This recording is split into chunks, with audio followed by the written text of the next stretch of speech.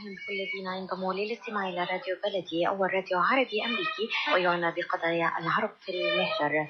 برامجنا في راديو بلدي كل يوم جمعة من 8 وحتى 9 صباحا مع ليلى الحسيني في بث حي ومباشر عبر WNZK Radio 690 AM. صباح الخير بلدي، صباح الخير لكل مستمعينا. Welcome to Radio Baladi, the first Arab, Middle Eastern, and American simulcast radio show. Radio Baladi is broadcast every Friday morning on WNZK 690 AM from 8 until 9 Eastern Time on Good Morning Michigan with Layla Al-Husseini. Our call-in number 248-557-3300. And now, stay tuned for the best radio talk show on Arab and American issues with your host, Layla Al-Husseini.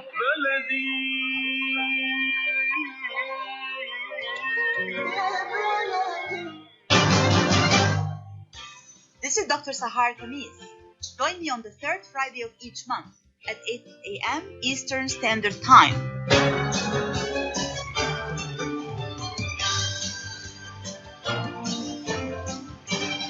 I'll be discussing some of the most important current political, economic, and social issues in my program, The Bridge. On Radio Baladi, on America's Voice of the Arabs, WNZK 690 AM and WDMV 700 AM. Good morning, everyone. This is your host, Dr. Sahar Khamis. Happy New Year 2020. I hope 2020 brings happiness, success, and joy to everyone. Today, we are talking about a very important topic. Ibn Haldun University, a model of intellectual independence. We are lucky and privileged to have with us on the show today a very distinguished guest, Professor Recep Şentürk, the president of Ibn Haldun University in Turkey. I had the pleasure and the honor of meeting him during his short visit to the United States, and we had a discussion about the university and its mission and vision. So thank you so much, Professor, for accepting the invitation and joining us on US Arab Radio. Thank you very much, for hosting me in your radio show. Thank you.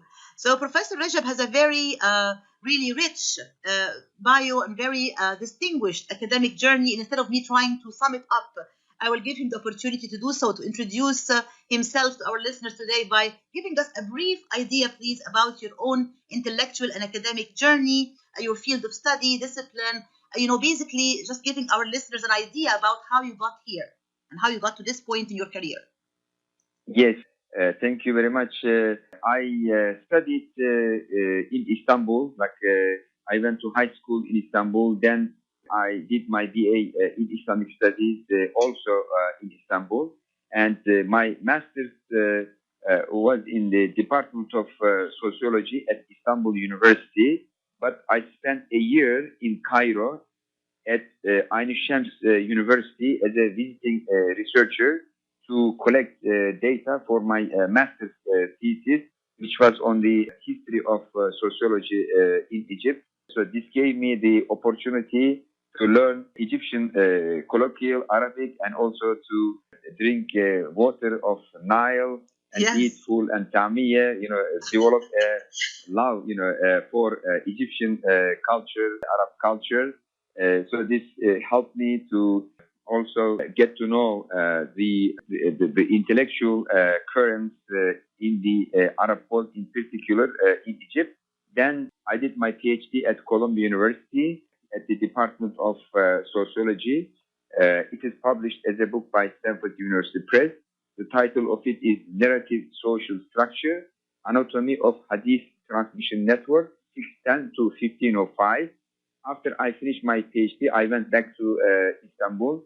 I worked as an editor for Encyclopedia of Islam, which is the largest encyclopedia of Islam.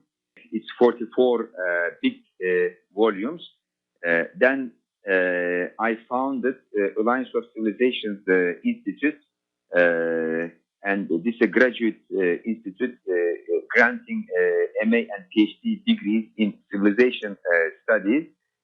And this institute has a very unique philosophy because we follow Ibn Haldun's Ilm Umran as a methodology to study human civilizations. And I also founded International Ibn Haldun Society in 2006 to develop a new social science, deriving from our heritage, connected with the Arab culture, Turkish culture, because the social science that we learn and take from the West does not always apply to our societies and cultures, because our family structure is different, our history is different, our religion is different. So I realized that we need to come up with an indigenous, social science, and I thought Ibn Haldun is the best, source to benefit from. Then I became the president of Ibn Haldun University in 2017, and since then I serve as president of Ibn Haldun University. Very good. This is a very impressive journey. Let me just tell our listeners very quickly. I was really impressed the first time I talked to Professor Recep Şentürk over the phone because of his excellent, perfect Egyptian colloquial accent. I was like, this is amazing. And of course, he explained to us how he acquired this colloquial Egyptian accent by living in Egypt for 1 year.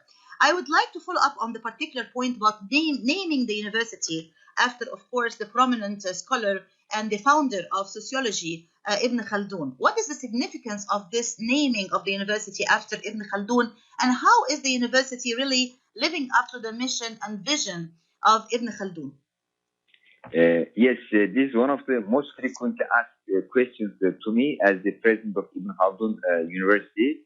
In particular, my Western colleagues, they ask me, why did you get the name of an Arab scholar instead of a Turkish scholar, to name your university, which is located in Istanbul? I tell them that that our university is a global university, not only for church, but it is for everybody. And second, Ibn Haldun does not address only Arabs.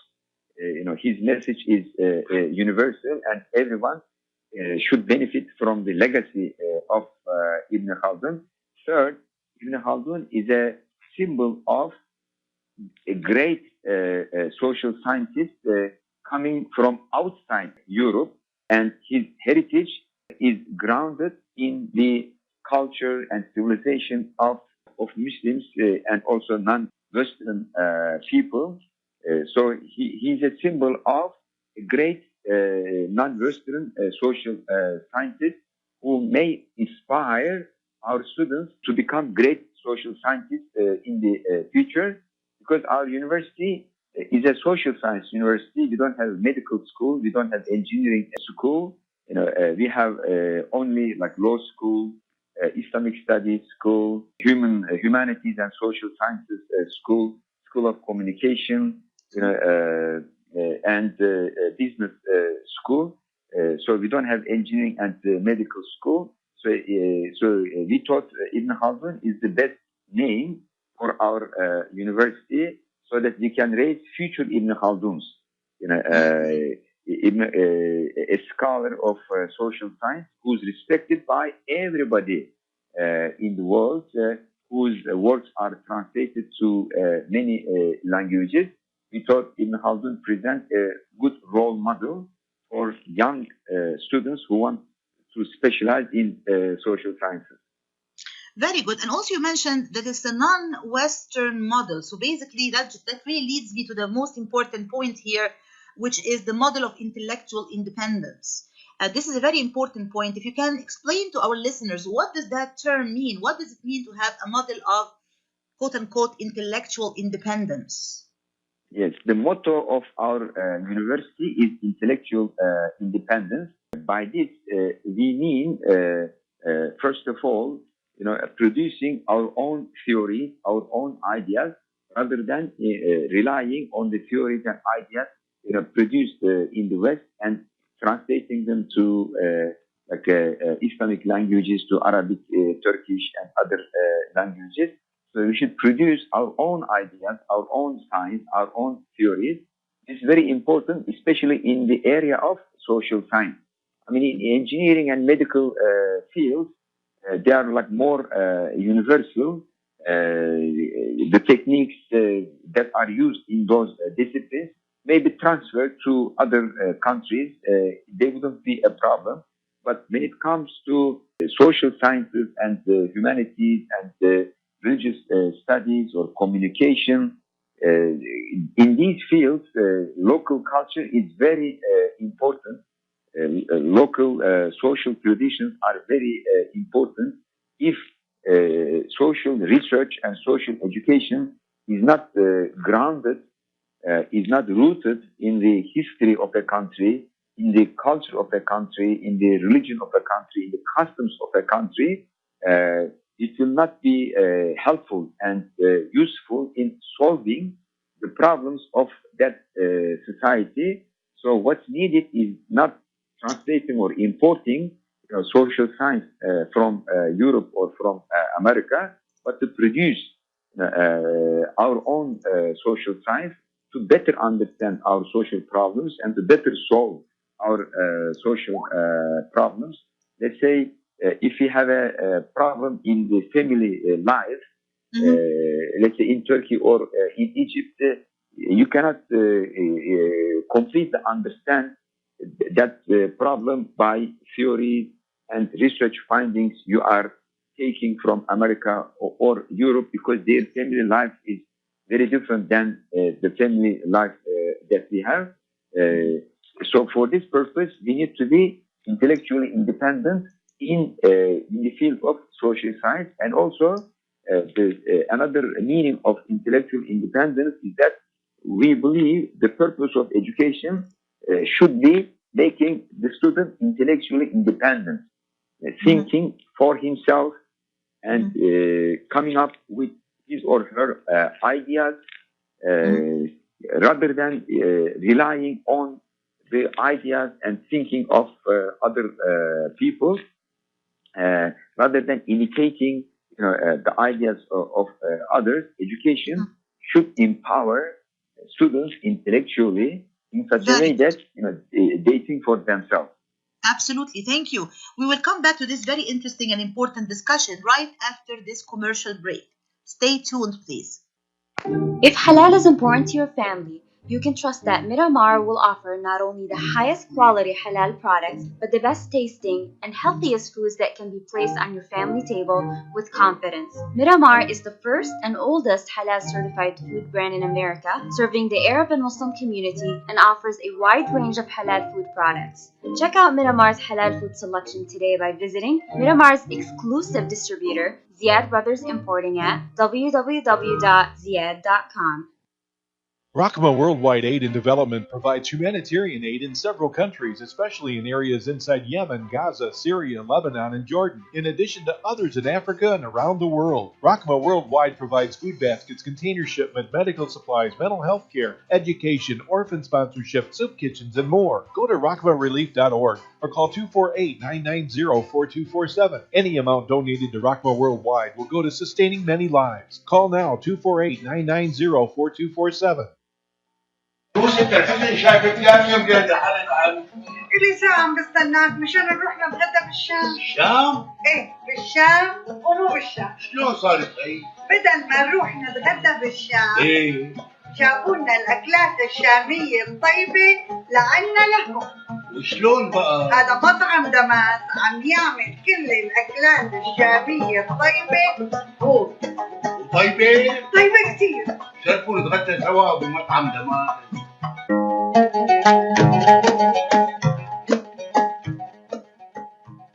الأكل الشامي الأصيل فقط بدمس كوزين. زوروهم على 28841 أرشد لك بفارمينغتون هيلز، ولطلباتكم اتصلوا على 248-987-4609. That's 248-987-4609. دمس كوزين and catering، جبنا لكم الشام لعندكم.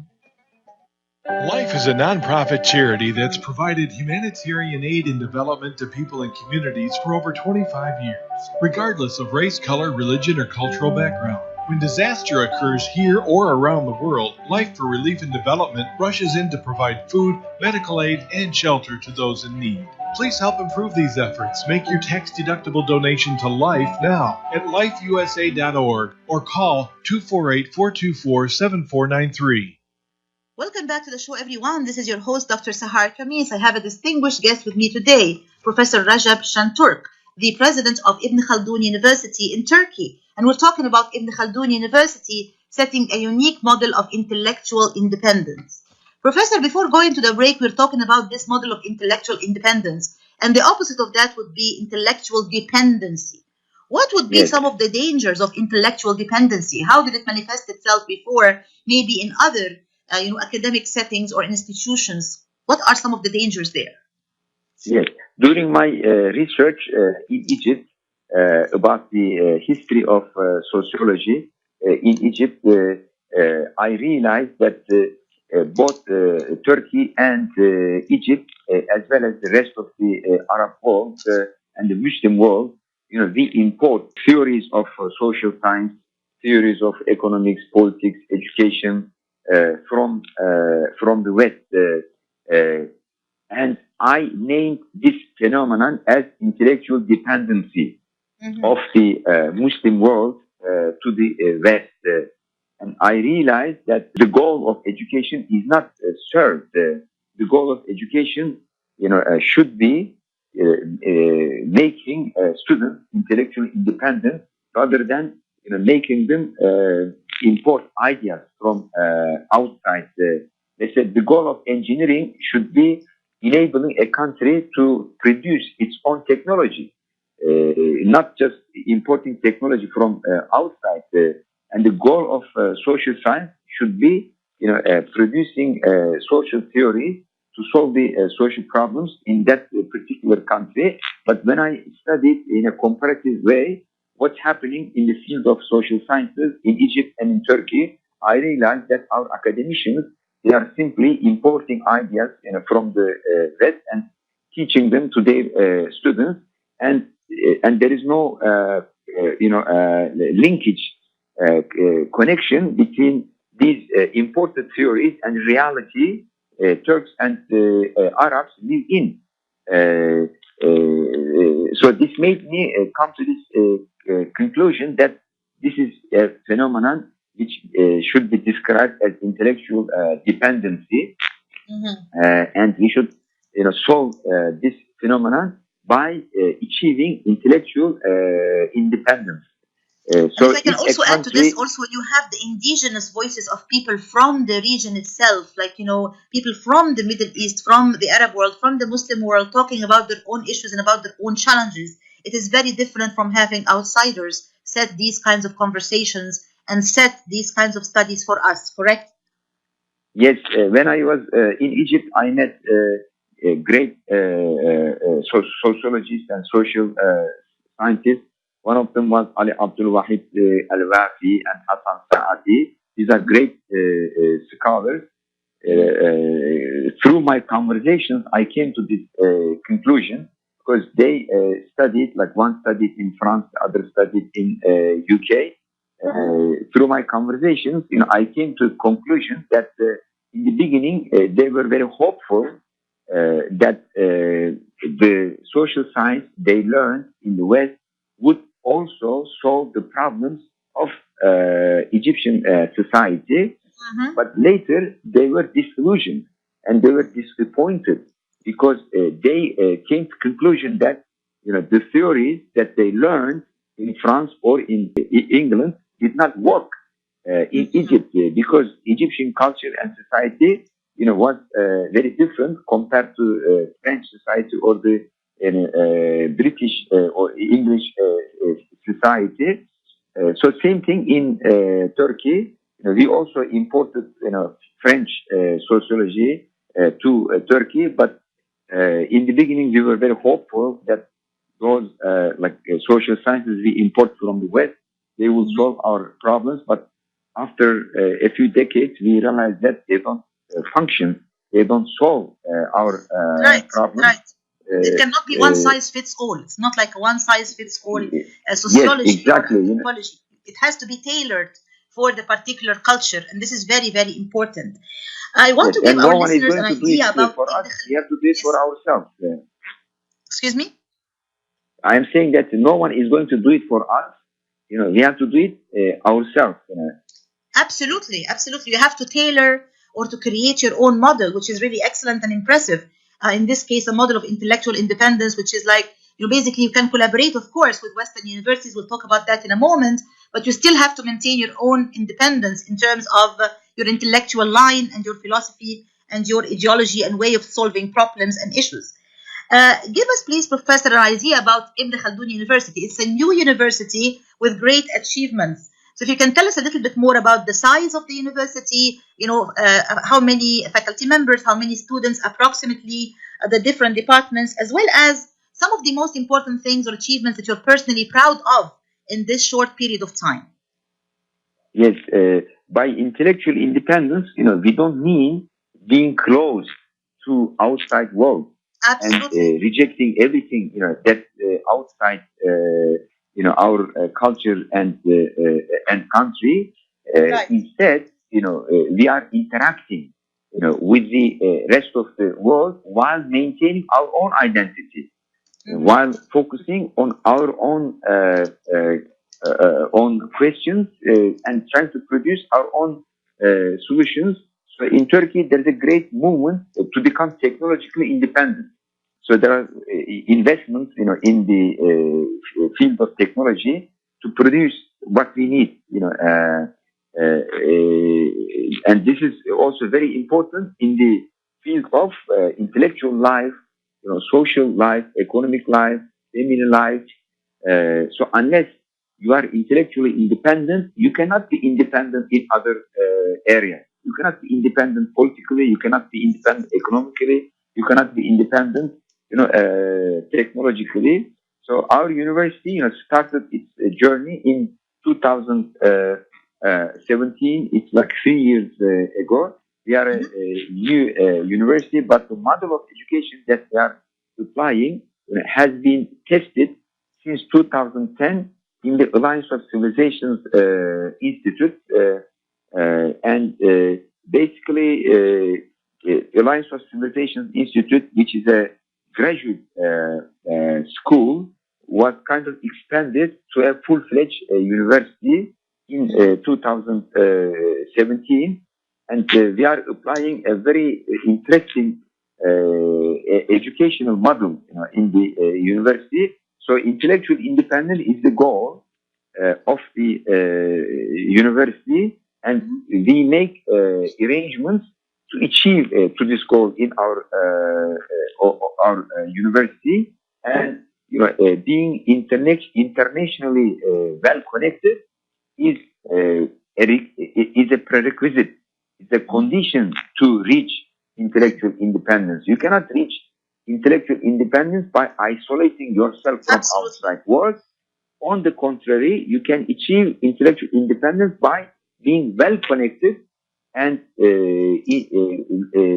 interacting with the global currents and the global development. So this is really a very important thing to focus on, Professor Şentürk, which is the cultural and educational exchange between Ibn Haldun University and other, universities worldwide. I understand that you do have some, exchange agreements between different universities. If you can tell our listeners a little bit about this cultural exchange component and why it's important. Yes, we are aware that we live in the age of globalized world. One of the values of our university is open civilization. We believe that Islamic civilization is an open civilization, and we live in the era of open civilization. We believe that in this age there are no doors, borders, or windows, for civilization. All the civilizations are intertwined with each other. So that's why we pay great attention to network with universities from Japan to Arab world to subcontinent, Asian subcontinent, to Europe and to America. we have signed like many MOUs with many countries, with many universities in different countries from America, from Europe, in the Arab world, and even in Japan, in Korea. So we have exchange programs, to build bridges with those universities and countries, because we want to prepare our students for the future. And in the future, it's very important, for a student to be successful, to be prepared for global competition. Because today, competition is not local. We know that our students don't compete with their classmates, don't compete, with the students who live in the same city. We know that our students will compete in the future with the Chinese students, Japanese students, American students, European students, with people from everywhere.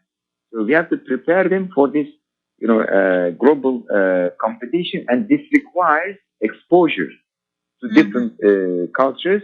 So our students, travel to Korea, Japan, Arab world, America, and we prepare summer schools. We send our students to America. We have collaboration with George Mason University, Georgetown University, Maryland University. We want our students to come and see those universities, and also when they come to summer program, we have a branch in Maryland. They stay there and also visit the Congress Library, White House, Pentagon, NASA, different institutions, travel to New York, see UN, and different institutions. So it's a good exposure. We do the same thing for students coming from outside to our university through our exchange program. Like last year, we hosted summer school for Moroccan students, because our students, they went to Morocco, to Casablanca for summer school. We have a memorandum of understanding with Mondiapolis University in Casablanca. Their students came to Istanbul. We organized a summer school for them. So this exchange programs goes on. And one of the distinct features of Ibn Haldun University in Istanbul is that it has the highest ratio of international students in Turkey. More than 30% of our students, they are international students. We have students from 76 countries in our university. So it's an international, global environment. It's a university for this age. Excellent. We'll come back to this very important discussion right after this commercial break. Stay tuned, please. KASHAT's Mediterranean Market and Shish Kebab offers a great array of your favorite Mediterranean meals. Meals range from lamb specialties, shawarma sandwiches, seafood dinners, and they offer special big trays of your favorite food, plus much more. KASHAT's Mediterranean Market and Shish Kebab address is 32839 Northwestern Highway in Farmington Hills. Their phone number is 248-538-9552. That number again is 248-538-9552, and the supermarket is open from 8 a.m. to 9 p.m.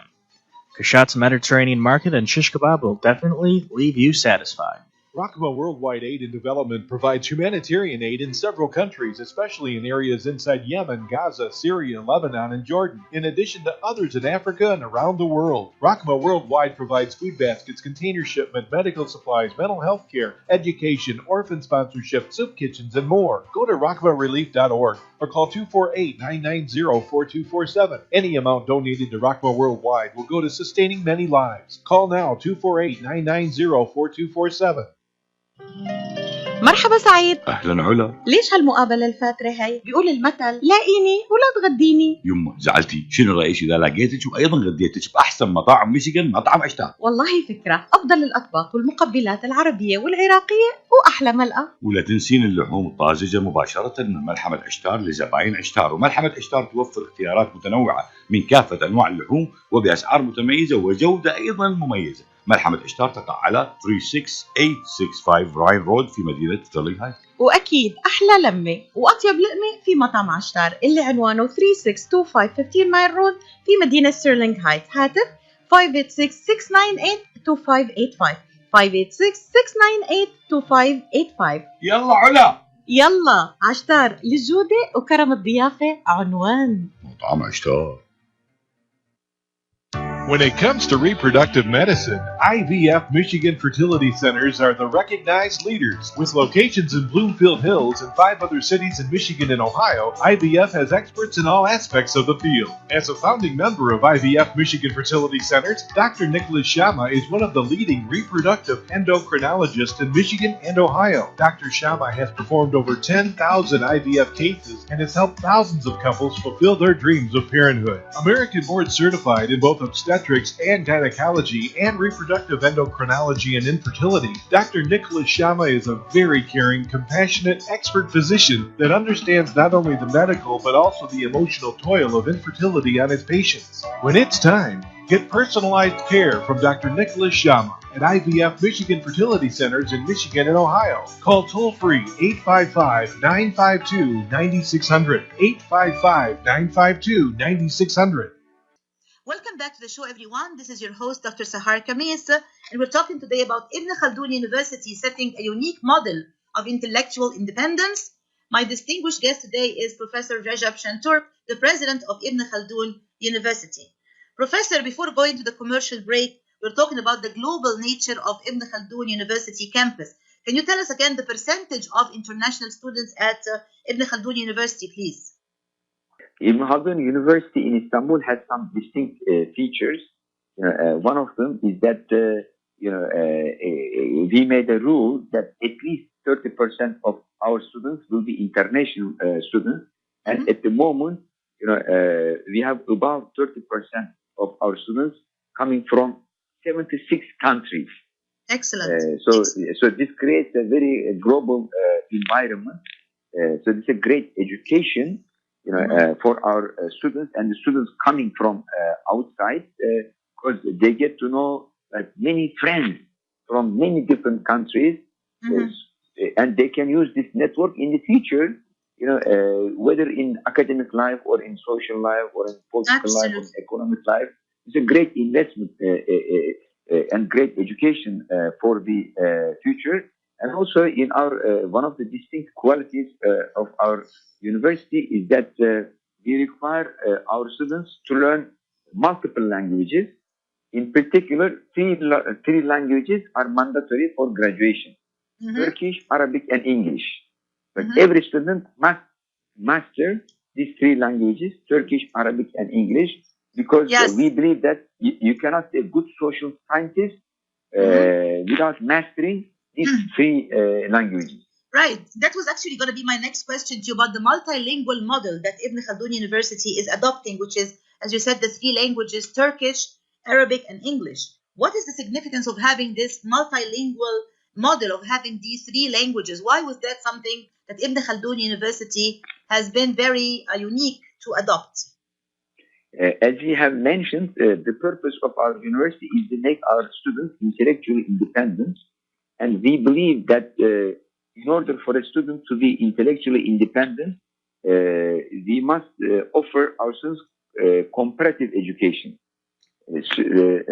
Rather than offering, one single perspective, the student should be able to see different perspectives.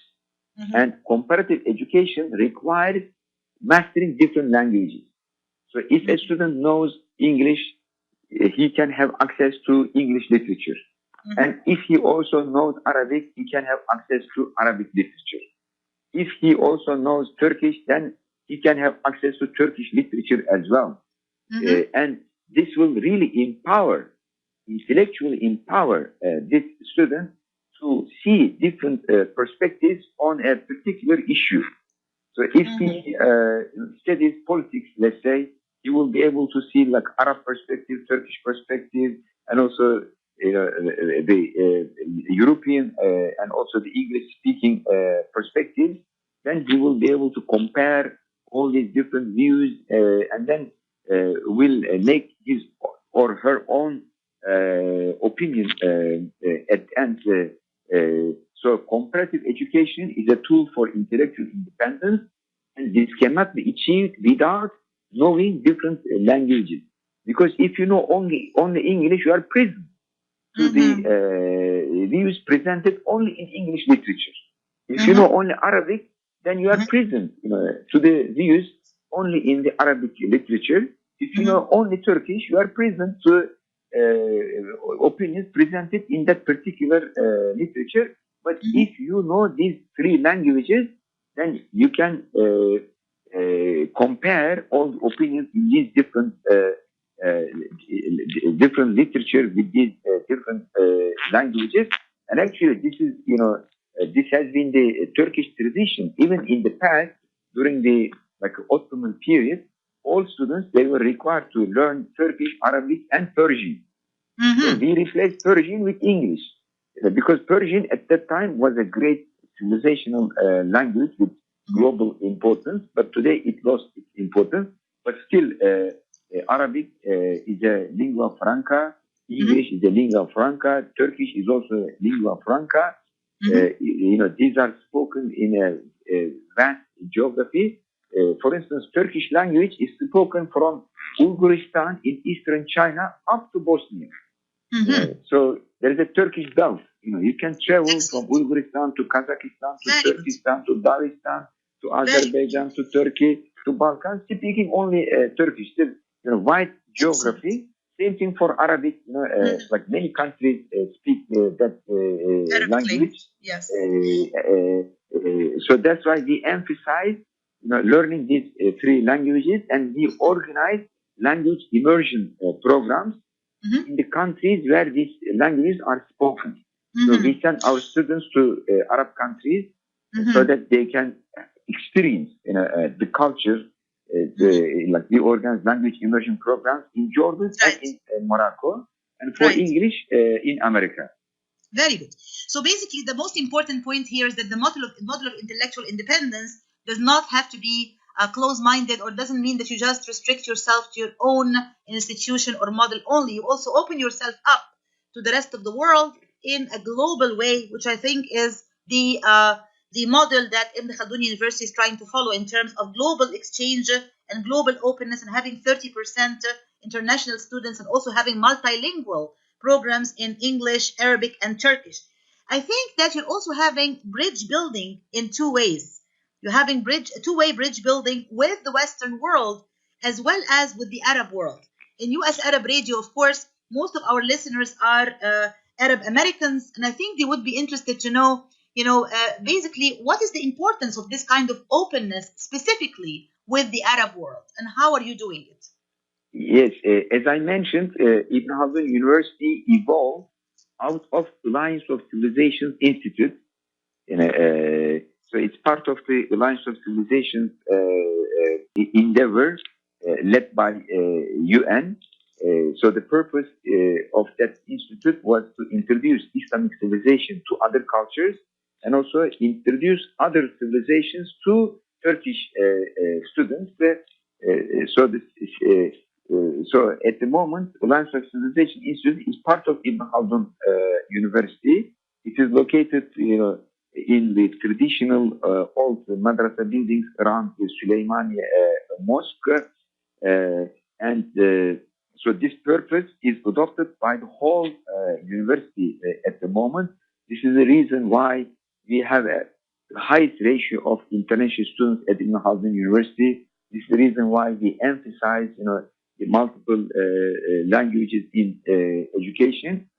So to build bridges, in particular for Turkey, building bridges with the Arab world is very important, because most of our neighbors are Arabic-speaking countries.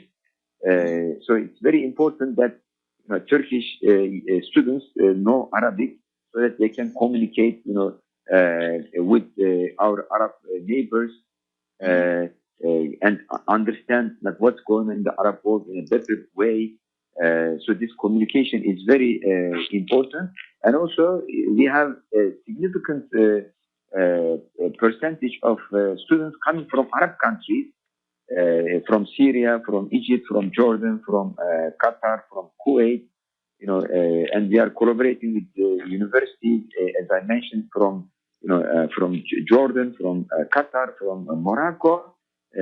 So we are building bridges with our Arab-speaking neighbors. I believe that it's very important for us to understand our Arab neighbors as Turkish people, and also for the Arabs to understand us. And building bridges require knowing languages. So it's the reason why we are promoting these languages, and also they are promoting exchange of students with these countries, and we accept students from those countries as well. Very good. So before we go to our next commercial break, very quickly for our listeners, if there is, for example, an Arab American young man or young woman who are interested in enrolling in Ibn Haldun University, what would be the requirements and the process for them to be able to enroll in Ibn Haldun University? Yes, Ibn Haldun University is very picky in accepting students. So our acceptance rate is very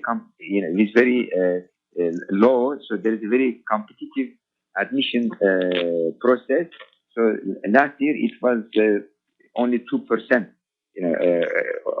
of the students that they were accepted. Around 5,000 students applied, and we accepted a very small number of them. We are very picky in accepting the best students, both Turkish students and also the international students. Students who are interested in applying to Ibn Haldun University, they can go to our web page. It is ihu.edu.tr or Ibn Haldun @edu.tr. So, like everything is in the web page. So they apply online, and we get in touch with them, and we communicate with them, and we interview our students.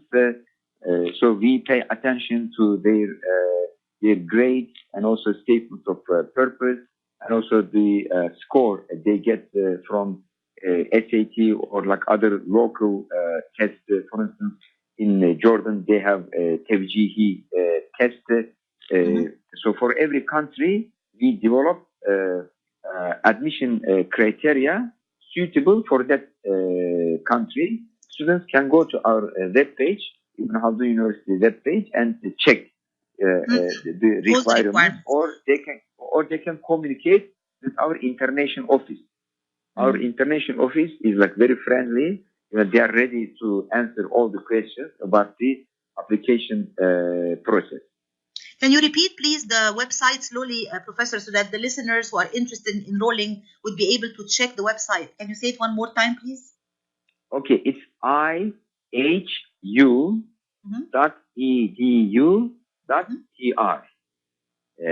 So IHU stands for Ibn Haldun University. In Turkish, we spell Ibn Haldun with H, because this Turkish spelling, we don't spell as KH. We use only H. So it's Ibn Haldun University. But if they if they Google Ibn Haldun University Istanbul, they will immediately find our web page. So either they write ihu.edu.tr or openly ibnhaldun.edu.tr.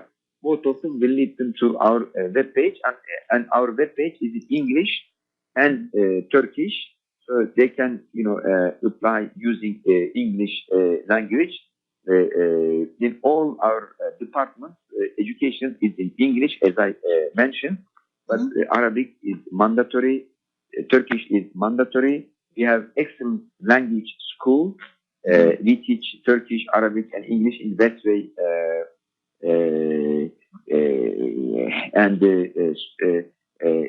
So when it comes to like learning languages, there are two options. Either students take prep year to learn language in the best way, or they can take the language they are required to learn 4 semesters. One course, 4 semesters. So this is how they satisfy the requirement. So if a student does not know Arabic, he is required either to take 1 year Arabic or one Arabic course for 4 semesters to satisfy the requirement. Very good. We'll come back to this discussion right after this commercial break. Stay tuned, please. Are you going to start a restaurant or a grocery store soon? Do you need floor plans and designs? Call Naji Abood at 734-744-9796. Do you want to buy kitchen and restaurant equipment at discount prices? Call Naji Abood now, 734-744-9796. New Concept Products and Design, the trademark of kitchen equipment. 5% discount on all purchases of $75,000 or more. New Concept Products and Design, new location, 31185 Schoolcraft in Livonia. Learn more at www.newconceptproducts.com. Call Naji Abood, 734-744-9796. When you're looking for the best in optical care, Dr. EMAD NAKKASH is your doctor to see. With years of experience and thousands of successful procedures performed, you can trust your eyes to Dr. EMAD NAKKASH. See Dr. EMAD NAKKASH and his professional staff for your eye care needs. There's 2 locations to serve you. In Hazel Park, call 248-336-3937. 248-336-3937. In Rochester Hills, call 248-299-3937. That's 248-299-3937. Life is a nonprofit charity that's provided humanitarian aid and development to people and communities for over 25 years, regardless of race, color, religion, or cultural background. When disaster occurs here or around the world, Life for Relief and Development rushes in to provide food, medical aid, and shelter to those in need. Please help improve these efforts. Make your tax-deductible donation to Life now at lifeusa.org or call 248-424-7493. If halal is important to your family, you can trust that Miramar will offer not only the highest quality halal products, but the best tasting and healthiest foods that can be placed on your family table with confidence. Miramar is the first and oldest halal certified food brand in America, serving the Arab and Muslim community, and offers a wide range of halal food products. Check out Miramar's halal food selection today by visiting Miramar's exclusive distributor, Ziad Brothers Importing at www.ziad.com. Welcome back to the show, everyone. This is your host, Dr. Sahar Khamis, and with me today is a distinguished guest, Professor Recep Şentürk, the president of Ibn Haldun University in Turkey. We're talking about the model of intellectual independence that Ibn Haldun University is adopting, and also the cultural exchange model and openness with both the Arab world and the Western world. Professor, we unfortunately have very few minutes left in our time today, but I just want to touch upon a very important topic before we go. So if you can very briefly tell us, how are all of these efforts helping to fight a problem like Islamophobia, the negative misperceptions about Islam and Muslims all over the world now? How is an effort like Ibn Haldun University trying to fight this problem? Very briefly, please. Yes, we have many faculty members who are non-Muslims, and also we have many students who are not Muslims. They are getting education in our university, and they get to know who we are. And also our students and the students we educate, I believe that they will be ambassadors of Islam, Islamic culture, and present good role models outside the Muslim world, in particular through their writings, through their research, and through these exchange programs. We are building bridges, with non-Muslim countries and universities in non-Muslim universities. I believe that if we properly introduce ourselves and also understand the psychology of non-Muslim people, when they approach Islam, we can better communicate with them and diffuse any legitimate concerns, and also combat the wrong image about Muslims. So I believe that if we present like what we think in a proper way and communicate it to the rest of the world, there will be no Islamophobia. Absolutely. This is like the two-way openness, getting to know the other and getting to allow the others to know you is the best way to fight stereotypes, including Islamophobia. And as a professor of communication, I cannot end the conversation without touching upon the media part. So if you can just briefly also tell us quickly some of the efforts that Ibn Haldun University is doing in order to create maybe its own independent media for the students to be able to let their voices be heard by the rest of the world. As I mentioned, we have a School of Communication, and our School of Communication publishes a newspaper called Open Civilization. Open Civilizations? Open Civilization, yes. That's the name of our newspaper, and our faculty members and the students contribute to that newspaper. And it's this three newspaper languages in Turkish, English, and Arabic? Yes, it's in 3 languages, reflecting the philosophy of our university. And we are also setting up a studio, a TV studio. Our purpose is to make Ibn Haldun TV. It will be run by students in the communication school, and also Ibn Haldun radio. For our students to run. So this will be a good opportunity for them to gain experience. And also we have network with media corporations outside Ibn Haldun University as well. But I believe that next year we'll have our TV station and also radio station in addition to the newspaper that we have been publishing for the last 2 years. Very important. This is really very, very important effort, and I hope it really becomes very successful very soon, because that's how you can reach the rest of the world with your voice and really fulfill the mission of openness and the global campus that Ibn Haldun is trying to set a model for. And finally, if you can very briefly tell our listeners your own aspirations and hopes for Ibn Haldun University in the new year and beyond. Now we are in 2020. What are you hoping to achieve and see being achieved in Ibn Haldun University in 2020 and beyond? Yes, in 2020, we will move to our new campus. It's a brand new campus following the Islamic education architecture. You know that in the past we developed an excellent education architecture. So our new campus reflects the features of Islamic educational architecture. It's a huge land, and the buildings are not so high.